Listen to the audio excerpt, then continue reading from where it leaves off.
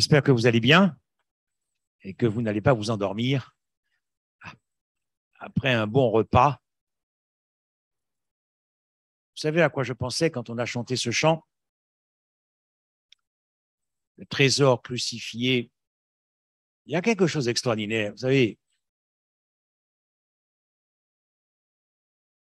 c'est comme si le Seigneur avait fermé les cimetières. Vous comprenez ce que je veux dire? Ce que Dieu a fait pour chaque homme, pour Dieu, il n'y a plus de... Le cimetière n'est plus la destination de chaque homme sur cette terre. Il a fermé les cimetières. Mais il y a des hommes qui voudront forcer pour y entrer quand même. C'est ce qui provoque la colère de Dieu, l'incompréhension de Dieu. Quand nous voyons des cimetières, nous devons regarder par la foi que pour Dieu, ça n'existe plus. C'est la croix, ça n'existe plus. C'est extraordinaire. C'est extraordinaire. Alors, je vous invite à prendre avec moi le livre de Jean au chapitre 1. Et nous allons lire ensemble. Jean chapitre 1, versets 26 et 28. Jean chapitre 1, versets 26 à 28.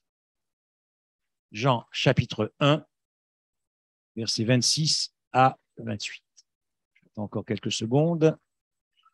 Voilà, tout le monde a le texte, c'est bon. Jean leur répondit, « Moi je baptise d'eau, mais au milieu de vous, il y a quelqu'un que vous ne connaissez pas qui vient après moi. Je ne suis pas digne de délier la courroie de ses souliers. » Et ces choses se passèrent à Béthanie, au-delà du Jourdain où Jean baptisait.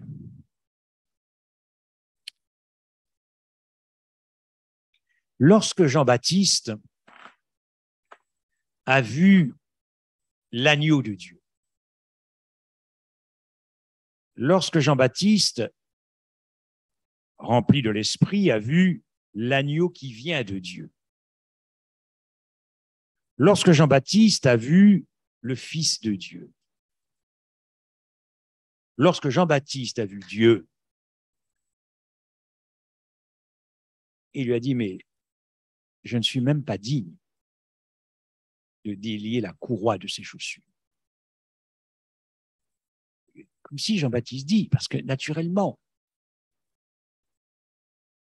bien que Jean-Baptiste soit rempli de l'Esprit, il a conscience de son indignité. Il a conscience de son impureté. Et Jean-Baptiste, dans son esprit, il va dire qu'il n'est pas digne de s'agenouiller pour enlever les chaussures du Christ. Parce que pour délier les chaussures, il faut bien vous agenouiller quand même. Et je pense que si nous étions tous à la place de Jean-Baptiste,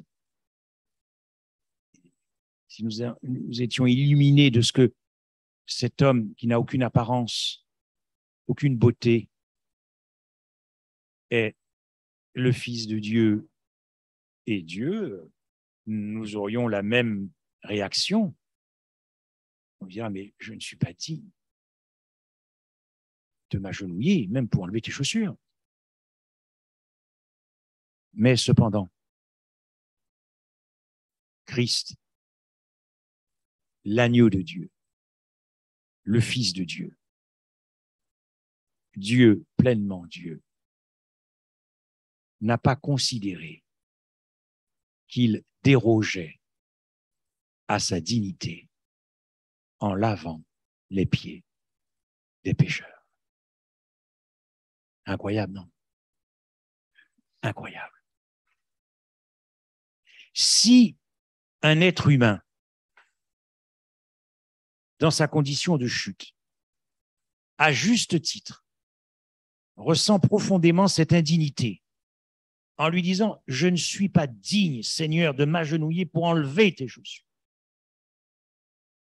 Mais qui est ce Dieu? Qui est ce Dieu qui, lui, n'a pas considéré qu'il dérogeait à sa dignité? Autrement dit, il n'a pas considéré qu'il était indigne de s'abaisser et de s'agenouiller pour laver les pieds des pécheurs. Est-ce que nous connaissons vraiment ce Dieu que nous adorons? Est-ce que nous connaissons vraiment ce Dieu que nous adorons? Vous connaissez ce passage dans Jean 3 et le verset 30, lorsque Jean-Baptiste dira « Mais il faut que je diminue. Il faut que je diminue.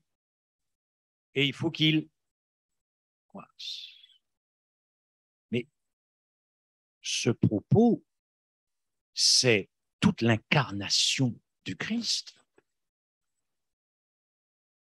Il faut que je diminue pour que Mantes-la-Jolie puisse vivre. Mais il faut beaucoup plus que je diminue. Il faut que je disparaisse pour que l'univers puisse croître et vivre. Prenez avec moi le texte que nous avons dans Jean 13 et le verset 13. Ce sont des, vous savez, je ne vais pas vous apprendre grand-chose cet après-midi parce que nous connaissons ces passages, mais pourquoi ne pas travailler, réfléchir, approfondir sur ce que nous connaissons, même si ce sont des miettes, plutôt que toujours être en quête de nouveautés, de nouveautés, de nouveautés.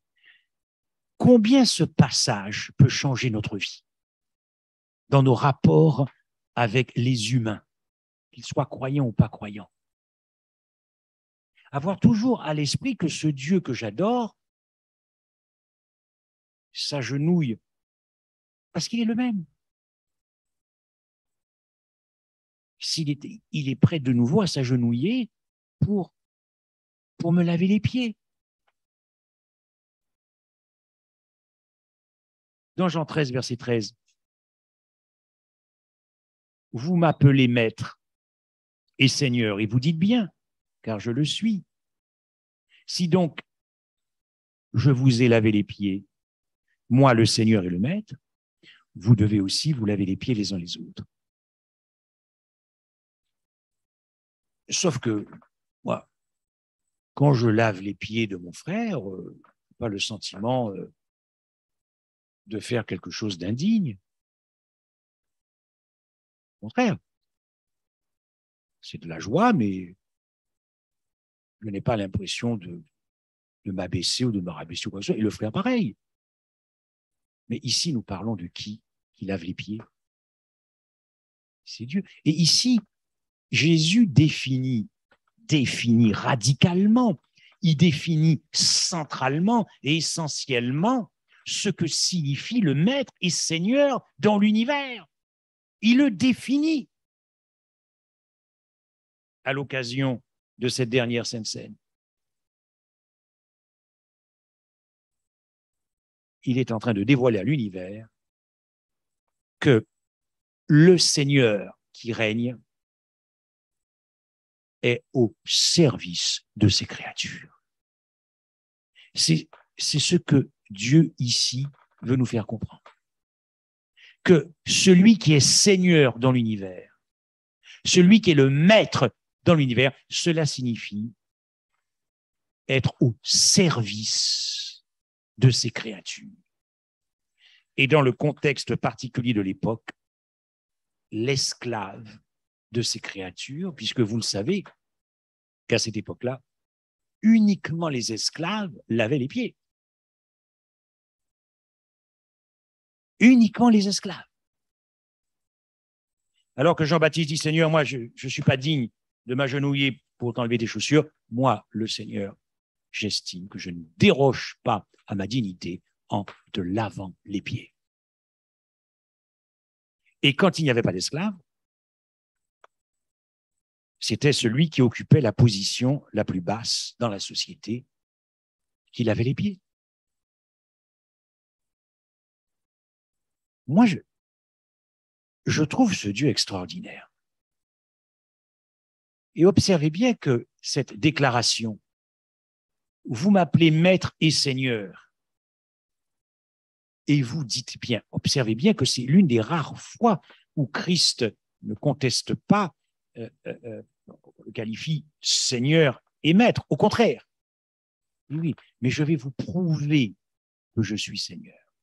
Je vais vous prouver que je suis le maître. Je vais vous le prouver radicalement. Je m'agenouille et je vous lave les pieds. Voilà. Et il faut imaginer donc Christ s'agenouiller devant une bassine, une seule bassine, pas comme nous on fait. Hein. Nous sommes dans le confort de la Sainte Seine. D'accord? On se prépare. Là, il faut imaginer qu'ils avaient les pieds sales, c'est ce qu'on peut imaginer, de la boue, une marche de toute la journée, la transpiration, une seule bassine pour les 12 disciples. Je n'imagine pas le dernier. Too much pour le dernier. Eh ouais. Ah oui, moi, je le ferais, mais bon, je demanderais au diacre s'il n'y a pas éventuellement la possibilité d'avoir une autre solution, quoi, de changer subtilement. Mais ce qui est incroyable, Dieu nous surprendra toujours. Non, Dieu ne cherche pas à être Dieu, et c'est ce que j'aime. Il ne cherche pas à être Dieu. Parce qu'en plus, il a commencé par laver les pieds de Judas. Et la Bible, lorsque nous disons que Satan est rentré dans Judas, ça c'est à la fin pour Judas. Mais dès le début, Judas était possédé. C'est dans Jean 6, le dernier verset de Jean. Il était déjà possédé. Donc vous imaginez comment Christ va s'agenouiller devant Judas qui est possédé et va commencer par laver les pieds de celui qui veut s'élever. Parce que Judas, il veut monter. Je trouve ça incroyable. Et ce, d'autant plus que lorsque Paul nous dit quand Christ habitait corporellement toute la plénitude de la divinité. Christ est Dieu pleinement, mais il n'est pas tout seul Dieu puisqu'il y a le Père. Le Père est Dieu pleinement, mais il n'est pas tout seul parce qu'il y a le Saint-Esprit, etc. Et la Bible nous dit que toute cette famille divine était en Christ. Donc, lorsque le Christ lavait les pieds de Judas qui était possédé, qui lavait les pieds de Judas? Le Père en Christ. Le Saint-Esprit en Christ. Voilà pourquoi j'ai choisi ce titre, l'esclave sur le trône. L'esclave sur le trône. Dans Philippiens 2, et vous connaissez aussi ce passage, lorsqu'il est dit qu'il est devenu semblable à un homme, qu'il a paru comme un simple homme, et le texte ajoute, ayant pris la forme d'un serviteur. Mais le mot grec ici, doulos, signifie esclave. Ayant pris la forme d'un esclave. Nous sommes vraiment le paradis de Dieu. Et cette condition d'esclave, on le voit bien dans la chute ontologique, puisque Dieu devient un être humain. C'est une chute pour Dieu.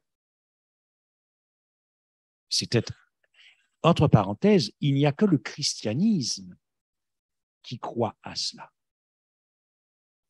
Le judaïsme, non. L'islam, non.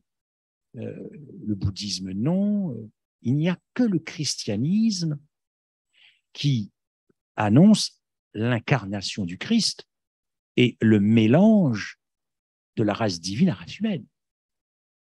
Mais je me dis, mais Seigneur, à quoi cela sert-il au christianisme d'affirmer que c'est une vérité si il n'y a aucune réjouissation de l'incarnation de Dieu? Que l'islam ne croit pas à cela. On ne peut pas leur demander de s'émerveiller. Il n'y a pas de quoi s'émerveiller. On ne peut pas demander au judaïsme de s'émerveiller. On ne peut pas demander au bouddhisme, ou à l'hindouisme, ou à l'athéisme de s'émerveiller, puisqu'ils n'y croient pas. Mais nous qui y croyons, comment se fait-il qu'on ne voit pas une différence entre ceux qui ne sont pas émerveillés et ceux qui devraient l'être? Il faut comprendre le sacrifice qui est la marque déjà d'un esclave dès l'incarnation, tout le sacrifice déjà qui précède le sommet à Golgotha. Parce que parler de la chute de Dieu en termes de chute ontologique, c'est déjà énorme, immense, ce qui devrait nous plonger dans des réflexions profondes pour comprendre ce Dieu que nous adorons. Mais il n'y a pas qu'une chute ontologique, c'est une chute sociale pour Dieu, un déracinement social de son milieu familial. De toute éternité, avant même que les mondes existent, c'était le cercle entre le Père, le Fils, le Saint-Esprit, la famille divine, l'éternité du passé. Est-ce que vous imaginez l'éternité du passé? Je serais tenté de dire que l'éternité du passé est aussi éternelle que l'éternité du futur. Parce que nous sommes enracinés dans les notions de temps. Nous ne comprenons pas ce qu'est. Nous pouvons avoir une idée de ce que sera l'éternité à venir, mais nous n'avons aucune idée de l'éternité du passé. Surtout que Paul, quelquefois, il parle même avant les temps éternels. Donc, imaginez la chute sociale. Imaginez la chute hiérarchique du Christ. La chute morale en étant tenté de commettre un adultère avec une femme. La chute morale et la chute spirituelle. Quand il devient Frédéric Michel, le pécheur à la croix. N'est-ce pas là descendre plus bas qu'un esclave? Parce qu'il fallait, aucune créature ne pourra dépasser ni surpasser l'abaissement extrême du Christ.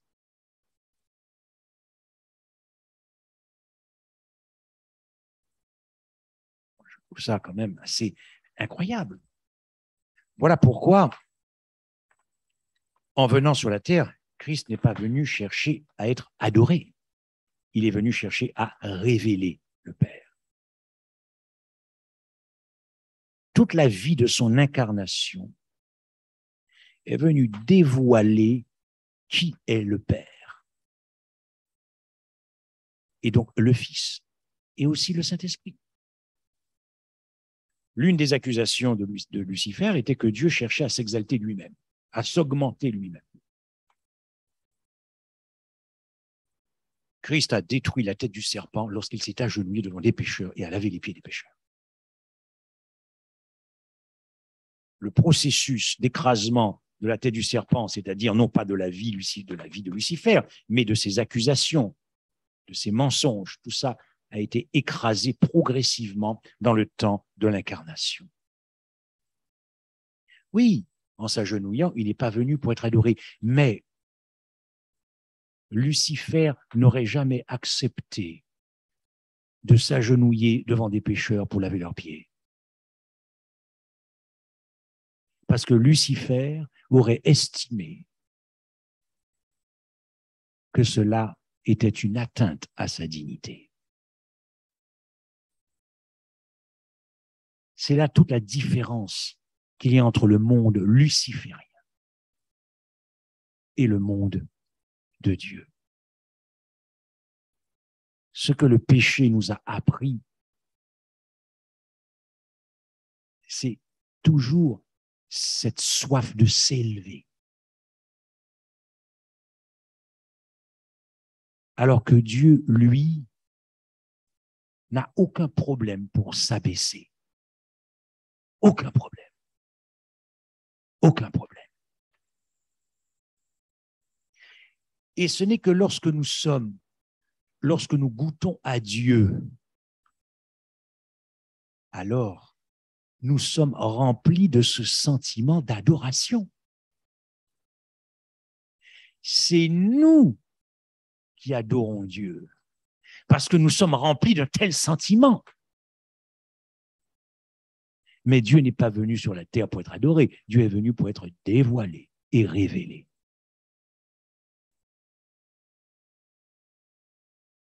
Dans Matthieu 20, verset 28, le Fils de l'homme est venu pour servir. Servir. Mais il était déjà comme ça de toute éternité. Dieu ne s'est pas improvisé être au service de ses créatures. C'est sa nature. Dans Matthieu 20, verset 27, « Et quiconque veut être le premier, qu'il soit votre... » Qui est le premier dans l'univers? C'est Dieu. Oui, il est donc venu montrer l'exemple. Vous voyez, c'est la continuation du message de ce matin. Nous voulons aller au ciel. Mais pour vivre, quelle vie?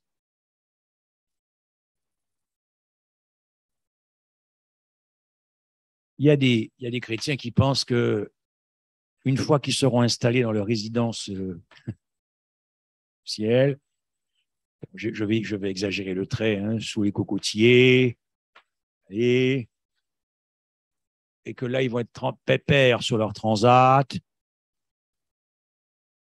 attendre qu'on vienne les servir. Voilà. Il y a un problème. Il y a un sérieux problème. Ce n'est pas ça. La vie du ciel. Car quiconque veut être le premier, qu'il soit votre esclave.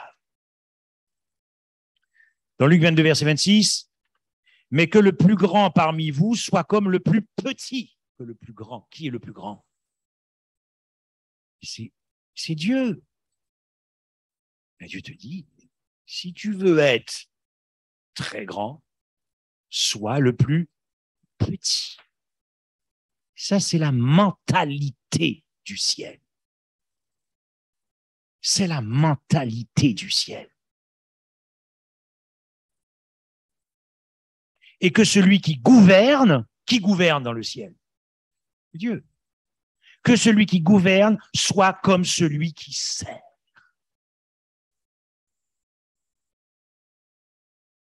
C'est ce Dieu que nous adorons. Dans Ésaïe 43, verset 24, « Tu m'as asservi par tes fautes. » Et l'Hébreu dit, « Tu m'as rendu esclave de tes fautes, assujetti à tes fautes. » Là, nous sommes à la croix.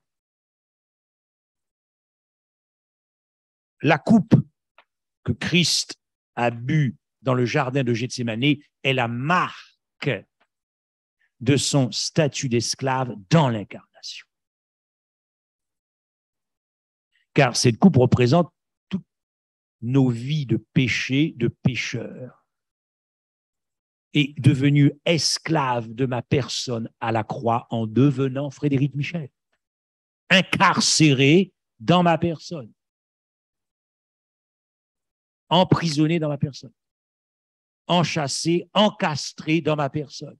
Je suis enfermé et je ne puis sortir de ce que je suis devenu. C'est la condition d'un esclave. Enfermé et je ne puis sortir de mon statut, de ce que je suis devenu. C'est terrible.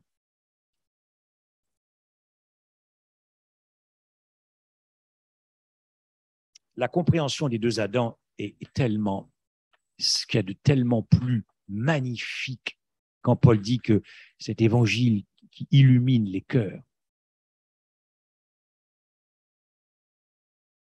Celui ici qui doute qu'il était dans le premier Adam ne peut pas venir à l'existence. Si vous doutez que vous n'étiez pas dans le premier Adam, vous ne pouvez pas venir à l'existence. Or, nous étions tous dans le premier Adam puisque nous sommes tous venus à l'existence. De la même manière que nous sommes tous maintenant dans le deuxième Adam. De sorte que, si ce n'est pas vous qui êtes à la croix en Christ, vous faites mentir l'évangile qui dit qu'il n'y a que deux hommes, le premier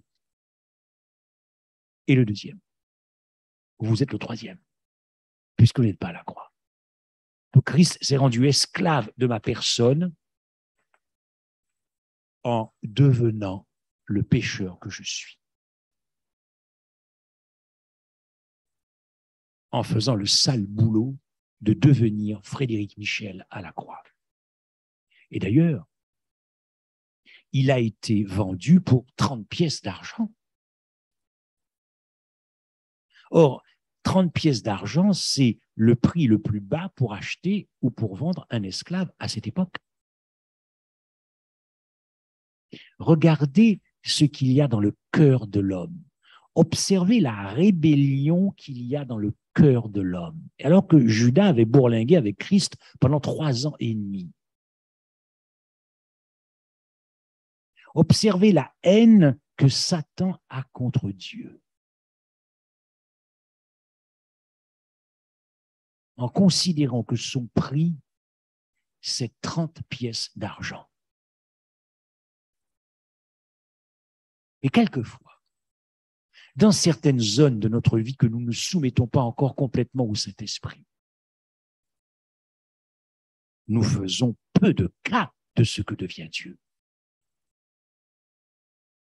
Alors certes, nous ne le livrons pas pour 30 pièces d'argent, mais si nous faisons si peu de cas de Dieu dans certaines zones de notre existence, c'est que quelque part, nous considérons qu'il ne vaut même pas 30 pièces d'argent.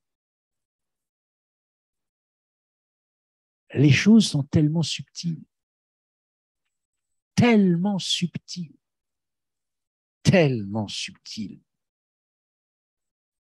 Christ, esclave de notre destinée, Christ, esclave de notre mort, Christ, esclave de notre néant, Christ, esclave de notre perdition. D'ailleurs, il a été frappé comme un esclave. Il a été battu comme un esclave. Vous imaginez, quand nous entendons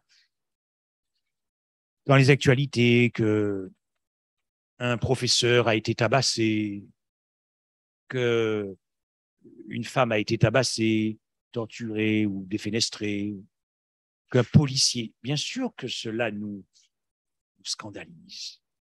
Et nous avons raison, nous sommes scandalisés. Mais frapper Dieu,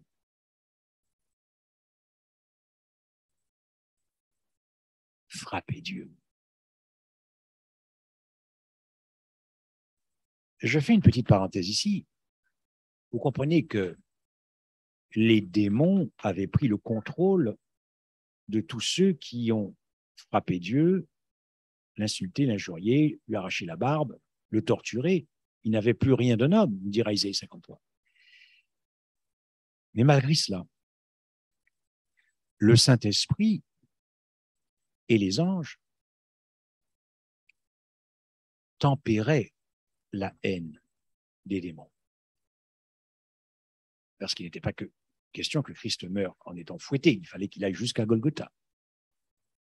Donc, malgré cette haine démoniaque, le Saint-Esprit et les anges retenaient les passions haineuses des hommes mêlés aux démons. Mais dans la grande détresse qui va venir, les restrictions sont levées. Ça fait réfléchir. battu comme un esclave, torturé comme un esclave. Alors, pourquoi Dieu est-il au service de ses créatures? Car c'était ça aussi un des aspects de la grande controverse. Lucifer pensait que Dieu créait des êtres uniquement pour sa propre adoration, qu'il créait des êtres pour sa propre glorification, qu'il créait des êtres pour s'augmenter lui-même. C'était l'une des accusations qui était portée contre Dieu. Mais de vous à moi, si Dieu m'obligeait à l'adorer, je ne serais pas heureux. Je ne serais pas heureux. Si Dieu m'obligeait à l'adorer, je ne serais pas un homme heureux. Mais en revanche, il me laisse libre. Cette adoration, elle vient de moi pour Dieu. Elle ne m'est pas imposée par Dieu.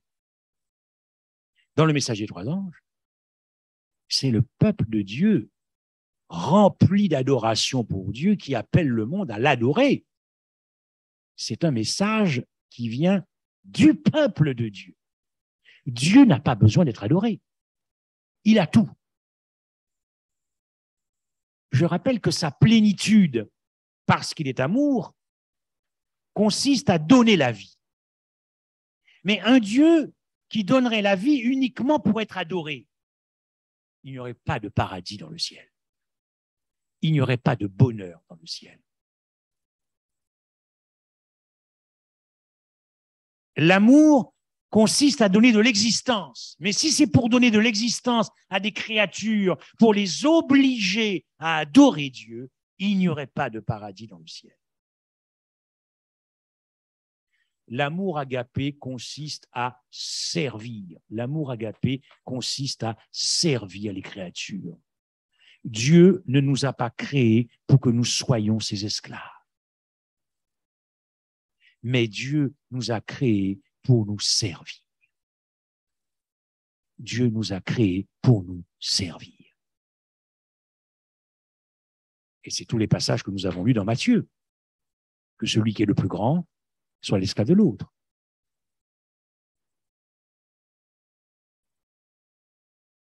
Pourquoi Dieu est au service de ses créatures? Et qu'est-ce que c'est bon de le savoir? Qu'est-ce que c'est bon de le savoir? Quand j'étais jeune, je pensais que vraiment, d'abord, une des raisons pour lesquelles je me suis découragé, c'est que je pensais que je n'allais jamais passer le cap du jugement. Ça, c'était déjà radical. Passer le cap du jugement, mais surtout parce que j'avais l'impression que dès que je chutais, j'avais l'impression comme si Dieu attendait cette occasion pour me fusiller. Pour me fusiller.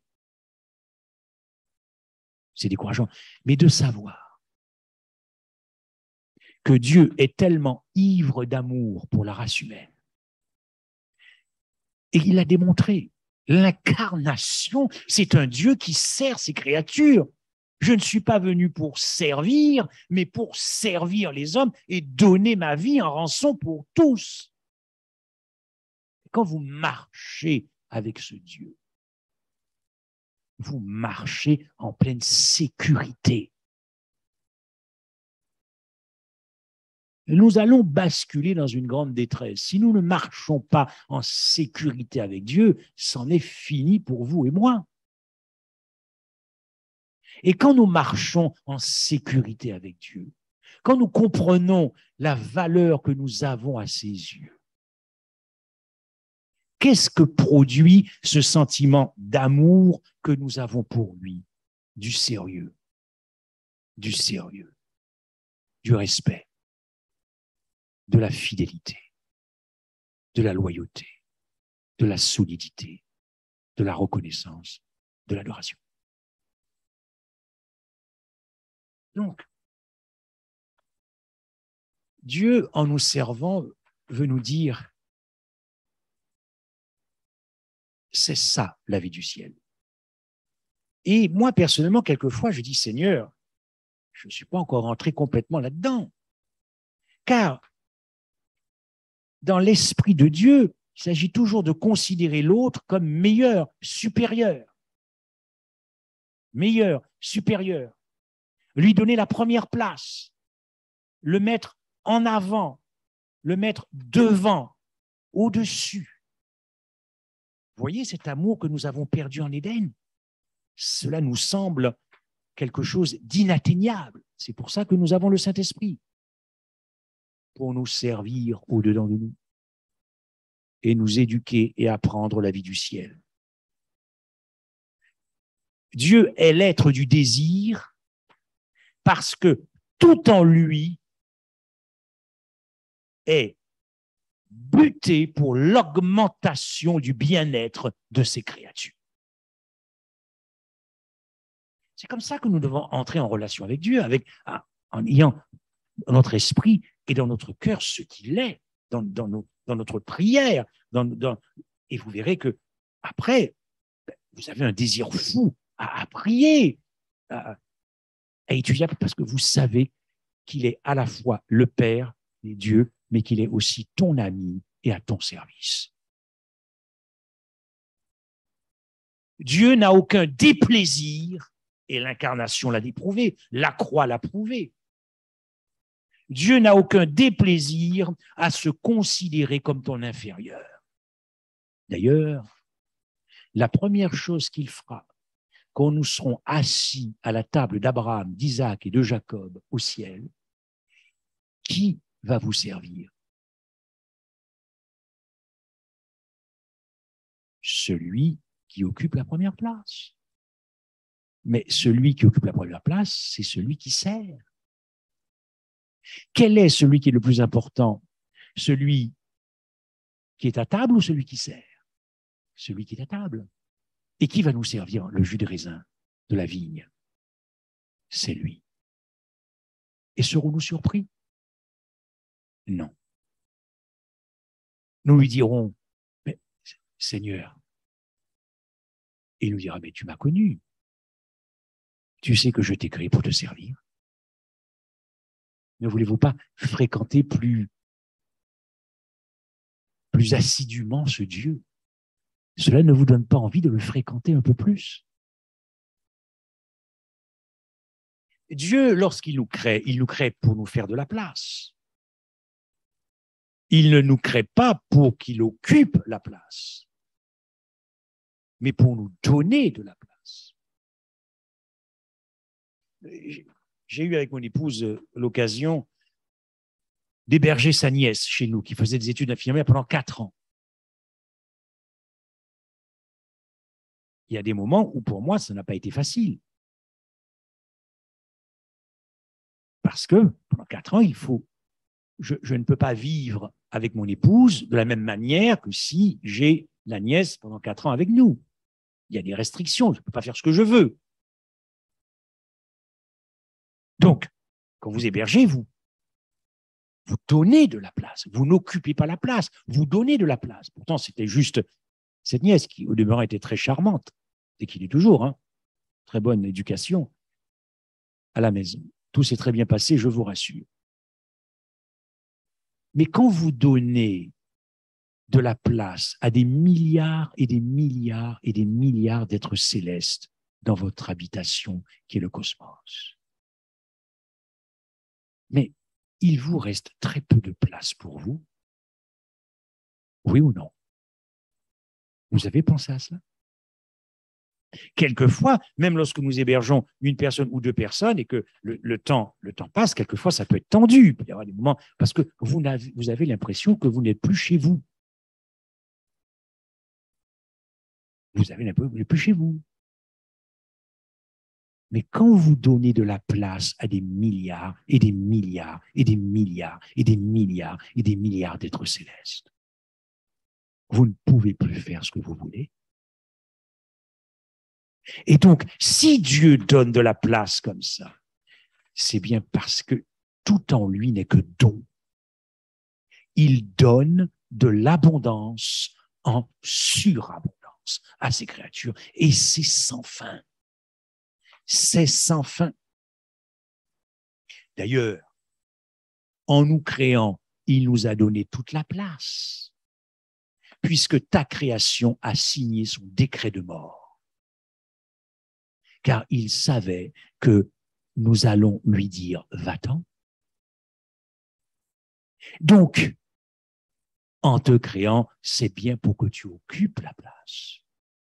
Celui qui doit diminuer quand il crée, ce n'est pas ses créatures, c'est le Créateur. C'est lui qui diminue, parce qu'il ne peut plus faire ce qu'il voulait quand il était seul avec le Fils et le Saint-Esprit. Quand vous êtes célibataire, vous faites ce que vous voulez. Mais quand vous êtes marié, vous ne faites plus ce que vous voulez, en principe. Sinon, ça ne dure pas longtemps. On est d'accord? Je vois au travers des sourires qu'il y a beaucoup d'expériences qui parlent. Nous le savons. Et quand en plus on a des enfants, on peut encore faire moins ce qu'on veut. Dieu est un être, ce Dieu qui est don. Quand je pensais que Dieu cherchait à nous perdre, j'ai pensé ça quand j'étais petit, avec ces histoires de jugement. Non, non, non, non. Dieu s'est perdu. Il n'y a aucune raison pour qu'aucun homme se perde.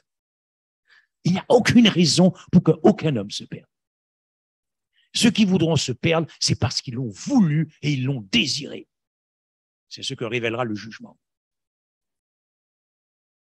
Donc, finalement, quand il nous a créés, il nous a donné toute la place.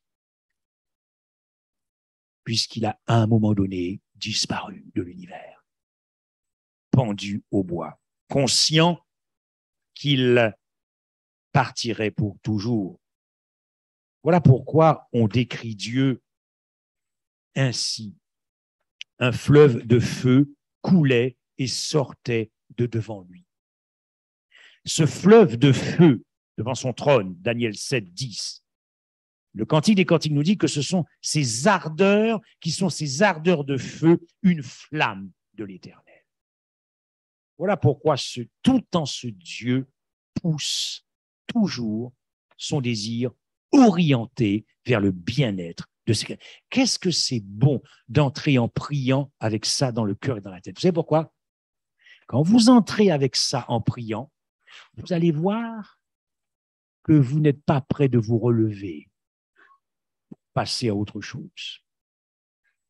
Et que vous allez voir que si l'heure à laquelle vous vous leviez pour prier, vous ne pouvez pas passer plus de temps parce qu'il faut enchaîner sur les enfants et sur le travail, vous allez voir que vous allez naturellement désirer vous lever plus tôt.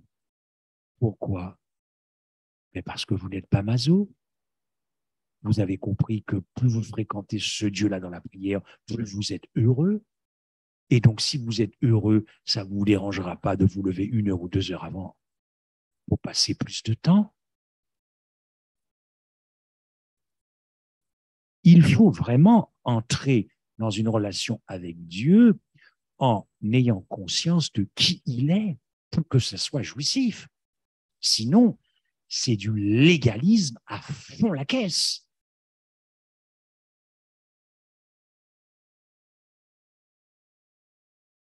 Vous savez, dans le Cantique des Cantiques, il y a ce passage, et vous connaissez ça, qui dit que l'amour est fort comme la mort. Vous connaissez ce texte? Inflexible. Qu'est-ce que ça veut dire?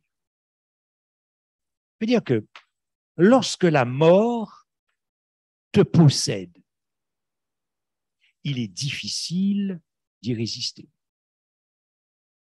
Mais lorsque tu as compris du cœur l'amour du Christ, qui il est, difficile d'y résister. Lorsque la mort nous rattrape, difficile d'y échapper. Mais lorsque l'amour te sert, difficile aussi d'y échapper. Si je devais résumer ce qu'est la touche finale de l'immortalité, parce que Dieu est un être immortel. Mais l'un des secrets de son immortalité, nous l'avons dans 1 Jean 3, verset 14, celui qui dit de mémoire, « Celui qui aime son frère est passé de la mort à la vie. » J'appelle ça la touche finale de l'immortalité. Mais celui qui n'aime pas son frère demeure dans la mort. Et plus loin, Jean dira que vous aussi, soyez prêts à donner votre vie, mais pas, quand on dit votre vie, à servir. C'est une vie de service, c'est ça l'immortalité, c'est ça le paradis, c'est une vie de service. Voilà pourquoi Dieu est immortel, parce qu'il est amour. Celui qui est né de Dieu, celui qui aime, est né de Dieu. Or, Dieu est la source de la vie. Donc, la vie, l'amour est nécessairement plus fort que la mort. La Bible nous présente Dieu comme étant l'être de la joie. Il y a d'abondantes joies devant ta face, en ta présence, parce que c'est toujours la même chose. Ce qui nourrit la joie de Dieu, quand je dis Dieu, Elohim, c'est le Père, le Fils et le Saint-Esprit, c'est toujours centré sur toi. Comme dirait un ami, gravitationnellement centré sur toi. Dieu est plus vivant que nous, non seulement parce qu'il est le principe de la vie, mais il est plus vivant que nous parce qu'il est beaucoup plus relationnel que nous le sommes vis-à-vis de lui. Dieu est plus réel que nous, non seulement parce qu'il est la source de l'existence, mais c'est parce qu'il est infiniment plus relationnel que nous relationnons avec lui. Dieu est plus présent que nous, dans la mesure où sa quête de relationnement pourrait se comparer à un océan qui se déverse. Mais notre quête de relationner avec Christ est une goutte d'eau. Donc c'est nous qui ne sommes pas présents, c'est nous qui ne sommes pas réels, c'est nous qui ne sommes pas vivants.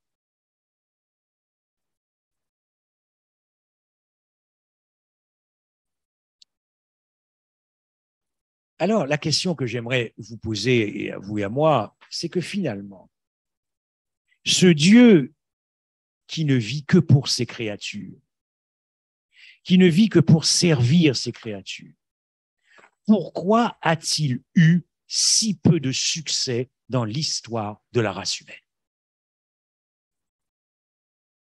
C'est incroyable. Pourquoi ce Dieu qui est sublime, qui est inouï, a-t-il eu si peu de succès dans l'histoire de la race humaine?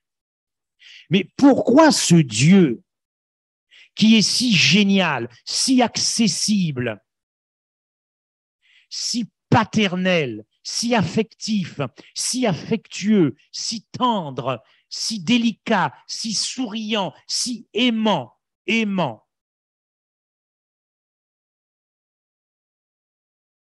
a-t-il eu si peu de succès dans la vie de son peuple? Ancien Testament, Israël, qui est appelé sa prostituée, qui a beaucoup plus relationné avec Satan qu'avec Dieu. Voyez ces enjeux du conflit cosmique. Est-ce que Dieu est désirable? Est-ce que Dieu rend heureux? Mais dans le Nouveau Testament, ça n'a pas été mieux. L'histoire du christianisme, c'est Babylone. La première église qui avait démarré de manière superbe a fini par perdre son premier amour. Et quand on arrive à Laodicée, c'est incroyable. La tiédeur de Laodicée est la preuve que Laodicée ne connaît pas qui est Dieu, mais ça ne nous empêche pas d'adorer. Ça ne nous empêche pas de louer. Ça ne nous empêche pas de prier. Parce que ça, c'est pas entrer dans une connaissance jouissive, c'est entrer dans une éducation religieuse. Comme on nous a appris à compter, comme on nous a appris à écrire, on nous a appris à écrire, on n'aime pas forcément la littérature. On nous a appris à compter. Cela n'a pas fait de nous des mathématiciens géniaux. On nous a appris à compter. C'est pas pour ça qu'on aime les mathématiques. On nous a appris à prier. C'est peut-être pas pour ça qu'on aime prier. On nous a appris à chanter. C'est pas pour ça qu'on aime chanter. Vous voyez, il faut distinguer si ce que nous appelons relationner est mouillé dans une éducation religieuse, surtout quand on vous dit qu'on est né d'une famille adventiste, donc c'est qu'on est déjà d'emblée respectable et qu'on n'a pas besoin de la justice du Christ. Tout est déjà annoncé dès le départ. Moi, ça me fait peur. Ou alors, c'est baigné et noyé dans une connaissance amoureuse qui nous pousse à fréquenter Dieu de plus en plus, de plus en plus. Et les choses se font naturellement. Ce n'est pas vous qui décidez un jour, ça se fait naturellement. Naturellement, naturellement. Et plus encore, et plus encore, et plus encore. Oui, mais tu es déjà dans le paradis.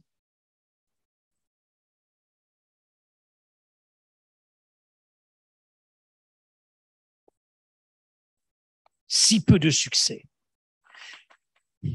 Mais une autre question aussi. Sommes-nous préoccupés par l'insuccès de Dieu?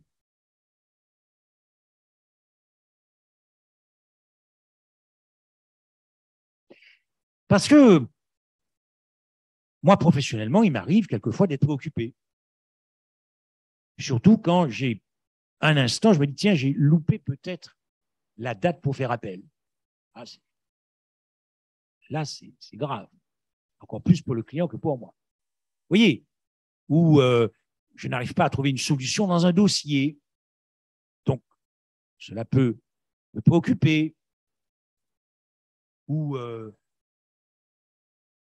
dans les couples qui divorcent, qui se séparent, ou est préoccupé par nos enfants qui dévient. Vous voyez? Et comme nous sommes préoccupés, cela peut nous empêcher de dormir. Cela peut... Mais est-ce que nous sommes préoccupés par le si peu de succès de Dieu? Est-ce que nous sommes préoccupés par le fait que Dieu n'est toujours pas encore sorti du sanctuaire céleste?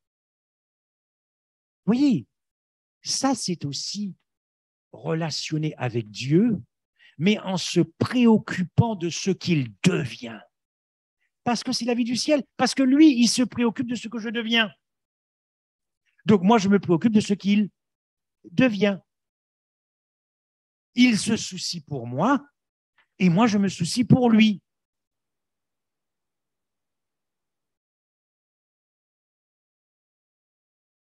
Marie-Madeleine, dans ce verset que nous citons en tant qu'adventiste pour démontrer que le dimanche, c'est le premier jour de la semaine, vous connaissez ce verset, le premier jour de la semaine. Nous sommes forts pour citer ce verset, pour dire, tu vois, le dimanche, c'est le premier jour de la semaine, donc le samedi, c'est le 7e jour. Mais moi, ce n'est pas ça qui m'intéresse dans ce verset. Moi, ce qui m'intéresse dans ce verset, c'est qu'est-ce qu'elle faisait à 3 heures du matin devant le tombeau. Et ça, on n'en parle pas. C'est quand même plus beau, vous ne trouvez pas? C'est quand même plus beau de s'intéresser de ce qu'elle faisait à 3 heures du matin devant le tombeau plutôt que de s'intéresser que le dimanche. Bien sûr, dans une certaine mesure, il faut quand même savoir où ça commence, le premier jour. Parce qu'elle se préoccupait de ce qu'était devenu l'homme de sa vie. Elle se souciait pour le Seigneur. Parce que quand vous vivez avec un être qui ne vous veut que du bien, que du bien-être, vous cherchez à l'adorer dans chaque acte que vous posez de votre existence. À l'adorer, alors qu'il n'exige pas l'adoration. Alors, l'Écriture appelle ça les ténèbres. Dieu a si peu de succès dans les cœurs des êtres humains à cause des ténèbres qui envahissent les êtres humains. Et ces ténèbres qui envahissent les êtres humains, l'Écriture appelle ça l'ignorance de Dieu.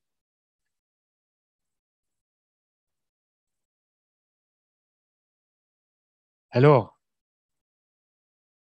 À cause de ces ténèbres, il nous a dit « Je t'aime ». Et nous, je, toi, moi, lui avons répondu « Va-t'en ».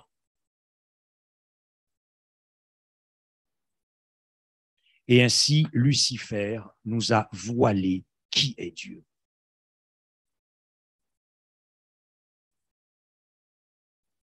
Ne croyez pas que parce que nous sommes venus des croyants et parce que nous sommes de surcroît des adventistes du 7e jour, que cela nous donne une garantie que nous connaissons qui est Dieu.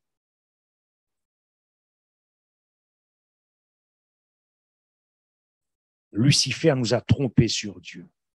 Lucifer nous a trompés sur sa personne et a plongé notre race humaine dans les ténèbres. Voilà pourquoi Dieu a si peu de succès. Mais Dieu, qui ne se lasse jamais d'aimer, a donc dû, à cause du conflit cosmique, se relancer. J'allais dire se refaire une beauté, mais sans cosmétique. On est d'accord. Se refaire une beauté.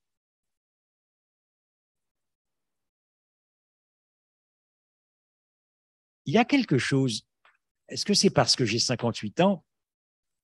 Mais souvent, je dis à Dieu, mais tu es beaucoup plus jeune que moi. C'est vrai, ça. Ça fait bizarre. Comme pour ceux qui ont moins de 30 ans, il n'y a pas de problème. Mais dès que vous dépassez la trentaine, vous êtes plus vieux que Dieu. Dieu est jeune. Et Dieu est jeune. Et donc, il a dû se relancer pour dévoiler à l'univers ce qu'il avait de meilleur en lui. Pour dévoiler à l'univers ce qu'il avait de plus beau en lui.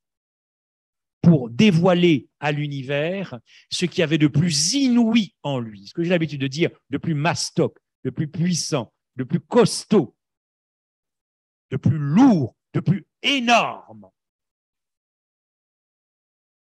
Et il a fait la démonstration. Et ce qu'il avait de plus inouï, de plus beau, de plus meilleur, de plus inouï, de plus mastoc, de plus massif, de plus costaud, c'est toi, ta création.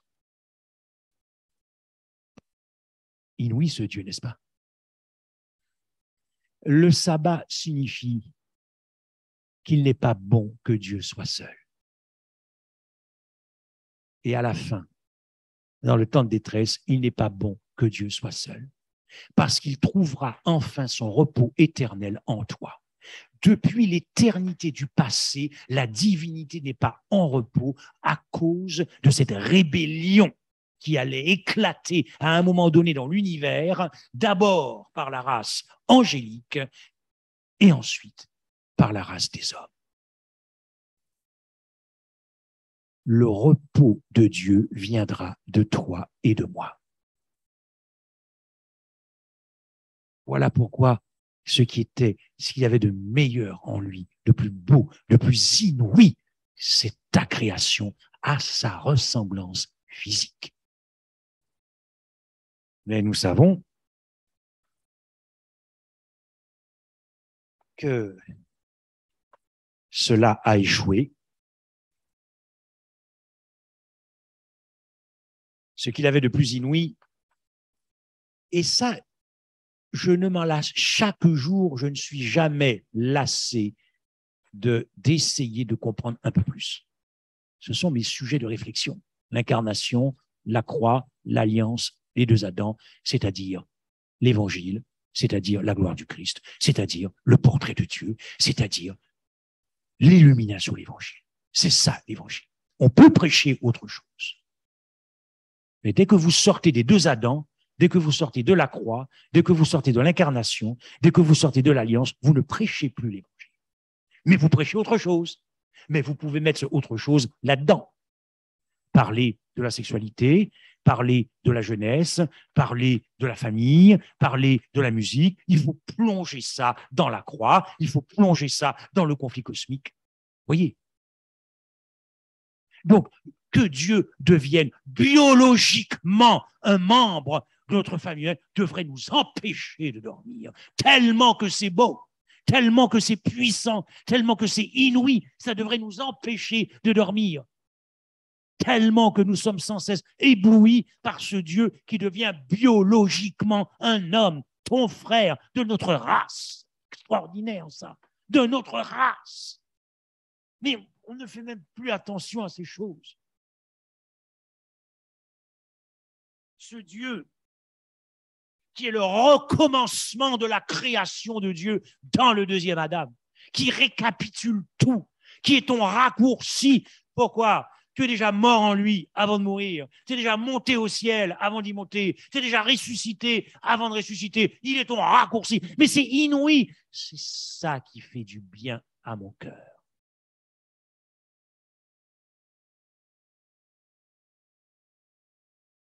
Et qu'il ait renoncé dans son humanité à son immortalité, à son éternité. Mais quelle déclaration d'amour!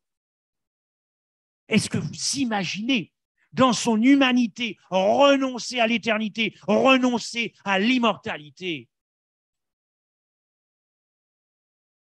Ça donne vraiment envie de fréquenter ce Dieu dans la prière, dans nos pensées, dans la rue, dans la voiture, dans la maison, dans la chambre, dans les toilettes, dans la salle de bain, dans le lit, en prenant sa douche. Mais oui, ce Dieu finit par te coller aux tripes et aux entrailles. On appelle ça le paradis. Et pour finir, c'est une citation de saint Augustin. Ça, c'est ce que Dieu a voulu révéler de meilleur en lui. De meilleur en lui quand l'univers est devenu ténèbres. Le faiseur d'hommes a été fait homme afin que celui qui est le propriétaire du cosmos puisse téter le sein de sa mère. Vous savez, j'ai beaucoup étudié les prophéties au début. Mais rien que ça me remplit de quelque chose que ne peut pas me remplir la prophétie. Imaginez ce bébé téter le sein de sa mère. Il est Dieu. Pour toi, pour te servir. C'est ça, régner dans l'univers, être le plus petit. Wow. Je vois les gens différemment. Maintenant, quand je suis dans la rue, si vous savez comment mon cœur est dans la peine, quand je suis dans le tramway, que je vois quelqu'un, je dis, mais si tu savais qui tu es en Jésus-Christ, mais tu serais même encore plus loin avec Dieu que je ne le suis. Tu serais encore, je dis Seigneur, si ce type-là, si cette femme-là, si cet enfant-là savait qui il est en Jésus-Christ, je suis sûr, Seigneur, qu'il serait encore plus loin avec toi que je ne le suis. C'est comme ça que je vois les gens. Musulmans, juifs, catholiques, témoins de Jéhovah, athées, tout le monde.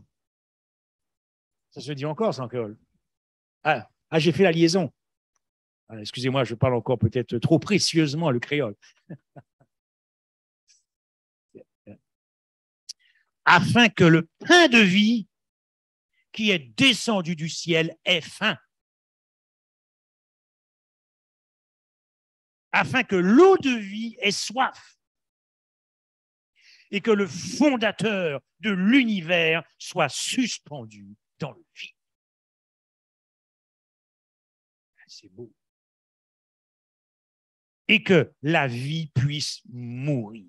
Voilà ce que Dieu avait dévoilé pour démontrer ce qui avait de plus le mastoc, de massif, de costaud, d'énorme et de lourd en lui.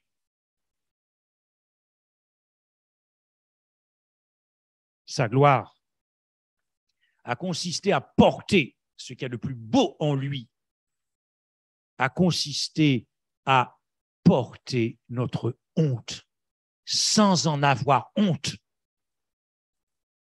De porter. Vous savez quelle est l'odeur la plus nauséabonde dans l'univers? C'est laquelle? Qu'est-ce qui sent le plus mauvais dans l'univers? Le péché. Êtes-vous déjà rentré dans un wagon de métro où il y avait un clochard qui sentait très mauvais? Ça vous est arrivé? Ouais, ben il faut se mettre en prière. Pour rester, il faut se mettre en prière. Hein, Ilan, il faut hein? Oui. Et le regarder comme Jésus le regarderait. Alors, il faut sacrément se mettre doublement en prière. On est d'accord? On est d'accord. L'odeur du péché, c'est pire que ça. Et il n'a pas eu honte de se remplir de notre parfum. C'est ce qu'il a démontré à l'univers. C'est-à-dire que la première fois, c'était ta création, mais la foirée. Donc, il est redescendu, il s'est révélé de nouveau, il s'est relancé de nouveau, il s'est refait encore une nouvelle beauté, toujours sans cosmétique. Et là, il est devenu un homme qui est allé jusqu'à la croix pour porter notre honte, la pourriture de nos péchés. Devenir son corps la poubelle universelle du péché. La déchetterie universelle du péché. Quand vous voyez la voirie passer pour les poubelles, personne n'a envie de rentrer à l'intérieur, là où sont les déchets. On est d'accord. Personne n'a envie d'y aller. Même avec une prière, personne ne rentre là-dedans. On est d'accord. OK. Il n'a pas eu honte de porter nos déchets. C'est ce qu'il y a de plus inouï en Dieu, de plus mastoc, de plus massif. Et son corps et mon corps ne sont devenus qu'un seul et même corps à la croix, le corps du péché crucifié. Chers amis, pour conclure, est-ce que vous pensez que Dieu a épuisé de dévoiler ce qu'il a de meilleur en lui après tout ça? C'est tellement monstrueux, c'est tellement gigantesque, ça fracture toute intelligence, ça renverse les valeurs. De l'incarnation, de la création de notre race, à l'incarnation, à Golgotha, au repos de Dieu éternel, et vous vous dites que Dieu n'a pas fini d'épuiser ce qu'il a de meilleur en lui. N'avez-vous pas envie de fréquenter un tel être? Ou d'augmenter votre fréquentation avec lui? De ne pas lui donner le sentiment que vous priez pour prier, que vous chantez pour chanter, que vous lisez la parole de Dieu pour vous donner bonne conscience, mais simplement parce que vous êtes amoureux du Christ et que vous vous êtes amouraché à ce Dieu. Eh bien, Dieu est un être infini. Donc, si Dieu est un être infini, ce qu'il y a encore de meilleur en lui est infini. Ce qu'il y a encore de plus sublime en lui est infini. Ce qu'il y a de plus beau en lui est infini. Ce qu'il y a de plus lourd, de plus massif, de plus costaud, de plus mastoc est infini. Et l'Écriture appelle ça le paradis. Amen.